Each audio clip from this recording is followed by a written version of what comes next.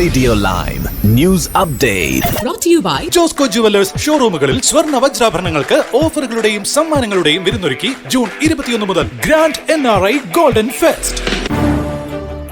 നമസ്കാരം, live news അപ്ഡേറ്റ്സിലേക്ക് സ്വാഗതം. വാർത്തകളുമായി ഞാൻ നിബിൻ. മയക്കുമരുന്ന് കടത്തിയെന്ന കേസിൽ തടവിലായിരുന്ന 19-കാരിയായ ബ്രിട്ടീഷ് വിദ്യാർത്ഥിനി ബെല്ല കുല്ലിയെ ജോർജിയൻ കോടതി മോചിപ്പിച്ചു. 8 മാസം ഗർഭിണിയായ കുല്ലിയെ കഴിഞ്ഞ മെയ് 10-നാണ് ടിബ്ലിസി അന്താരാഷ്ട്ര വിമാനത്താവളത്തിൽ അറസ്റ്റ് ചെയ്തത്. അവരുടെ ബാഗേജിൽ 12 കിലോ കഞ്ചാവും 2 കിലോ ഹാഷിഷും കണ്ടെത്തിയിരുന്നു. 20 വർഷം വരെ തടവ് ലഭിക്കാവുന്ന ശിക്ഷയായിരുന്നുവെങ്കിലും പ്രോസിക്യൂഷൻ അവസാന നിമിഷം കുറ്റസമ്മത ഉടമ്പടി മാറ്റിയതോടെ കുല്ലിക്ക് മോചനം ലഭിച്ചു. തന്റെ അമ്മ ലിയാൻ കെനഡിയുടെ കൈപിടിച്ചാണ് ബെല്ല കുല്ലി കോടതിയിൽ നിന്ന് പുറത്തേക്ക് നടന്നത്. ഇന്ന് തന്നെ പുറത്തിറങ്ങുമെന്ന് പ്രതീക്ഷിച്ചില്ല. എനിക്ക് വളരെ സന്തോഷവും ആശ്വാസവുമാണെന്ന് മാധ്യമങ്ങളോട് പറഞ്ഞു. തായ്ലൻഡിലെ യാത്രക്കിടെ കാണാതായതിനു ശേഷം ചില ഗ്യാങ്സ്റ്റർമാർ അവളെ പീഡിപ്പിച്ചെന്നും മയക്കുമരുന്ന് കടത്താൻ ബലമായി നിർബന്ധിച്ചെന്നും ബെല്ലയുടെ അഭിഭാഷകൻ അറിയിച്ചു. ഇത് സംബന്ധിച്ച് ജോർജിയൻ പോലീസ് പ്രത്യേക അന്വേഷണം ആരംഭിച്ചിട്ടുണ്ട്. നഴ്സിംഗ് ആൻഡ് മിഡ്വൈഫറി കൗൺസിൽ 10 വർഷത്തിനു ശേഷം വാർഷിക രജിസ്ട്രേഷൻ ഫീസ് വർദ്ധിപ്പിക്കുവാൻ നീക്കം തുടങ്ങി. ഇതുമായി ബന്ധപ്പെട്ട് 12 ആഴ്ച നീളുന്ന പൊതു ആലോചന ആരംഭിച്ചിരിക്കുകയാണ്. പ്രതിമാസം 1.92 പൗണ്ടായി നിലവിലുള്ള ഫീസ് 10 വർഷമായി വർദ്ധിപ്പിക്കാതെ നിലനിർത്തിയതിന്റെ ഫലമായി M&Cയുടെ വരുമാനത്തിൽ 28% കുറവുണ്ടായതായി അധികൃതർ വ്യക്തമാക്കി. എന്നാൽ ഈ കാലയളവിൽ NMCയുടെ ഉത്തരവാദിത്തങ്ങളും പ്രവർത്തന സങ്കീർണതകളും ഗണ്യമായി ഉയർന്നിട്ടുണ്ട്. രജിസ്റ്റർ ചെയ്യുന്നവരുടെ എണ്ണവും വർദ്ധിച്ചു. 2015 6,56,782 പേർ മാത്രമായിരുന്നുവെങ്കിൽ ഇപ്പോൾ അത് 8,53,707 പേർ ആയിട്ടുണ്ട്. 2018 ഇംഗ്ലണ്ടിൽ ആരംഭിച്ച നഴ്സിംഗ് അസിസ്റ്റന്റ് തസ്തികയിലുള്ളവരും ഇതിൽ ഉൾപ്പെടുന്നു. ലണ്ടൻ മാപ്പ് ഫ്ലോട്ടിംഗ് ടെറർ എന്ന വിളിപ്പേരിൽ അറിയപ്പെടുന്ന അപകടകരമായ കടൽ ജീവിയായ പോർച്ചുഗീസ് മാനോവാറിന്റെ വ്യാപനം UK തീരങ്ങളിൽ.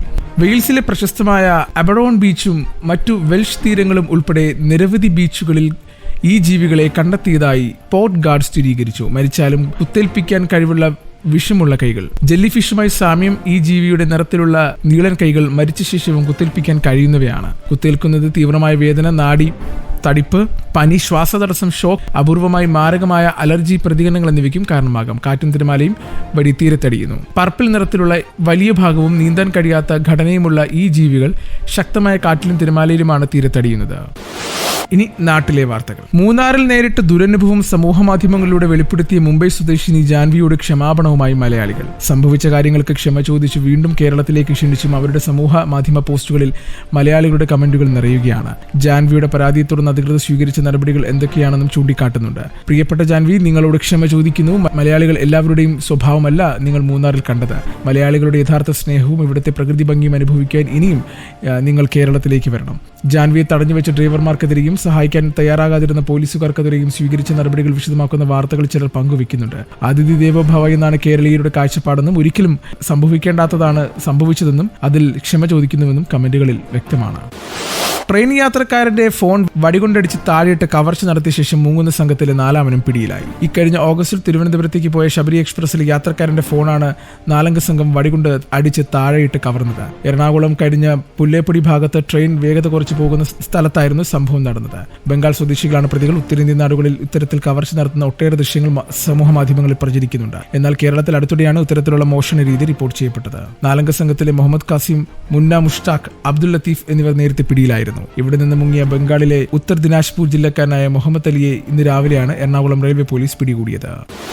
തദ്ദേശ തെരഞ്ഞെടുപ്പിന് ശേഷം സംസ്ഥാനത്ത് മിൽമ പാൽ വില കൂടുമെന്ന് സൂചന നൽകിയിരിക്കുകയാണ് മന്ത്രി ജെ ചിഞ്ചുറാണി. പാൽ വില കൂട്ടുന്നതിനോട് സർക്കാരിന് യോജിപ്പാണെന്ന് ചിഞ്ചുറാണി പറഞ്ഞു. തദ്ദേശ തെരഞ്ഞെടുപ്പിന് ശേഷം മാത്രമേ രൂപയെന്നത് തീരുമാനിക്കൂ. കർഷകരുടെ ക്ഷേമം മുൻനിർത്തി നേരിയ വില വർധനവുണ്ടാകും. പാൽ വില കൂട്ടുന്നത് സംബന്ധിച്ച് പഠിക്കുവാൻ മിൽമ നിയോഗിച്ച വിദഗ്ധ സമിതി നിരക്ക് വർധനവ് ശുപാർശ ചെയ്തിട്ടുണ്ട്. മിൽമ ആവശ്യപ്പെട്ടാൽ സർക്കാർ പരിശോധിച്ച് അന്തിമ തീരുമാനമെടുക്കുമെന്നും ചിഞ്ചുറാണി പറഞ്ഞു. പാലിനും പാലുൽപ്പന്നങ്ങൾക്കും GST ഒഴിവാക്കിയ സാഹചര്യത്തിൽ ഇപ്പോൾ പാൽ വില കൂട്ടേണ്ടതില്ലെന്നാണ് മിൽമയുടെ ഡയറക്ടർ ബോർഡ് യോഗം തീരുമാനിച്ചിരിക്കുന്നത്. ഇനി കായിക വാർത്തകൾ.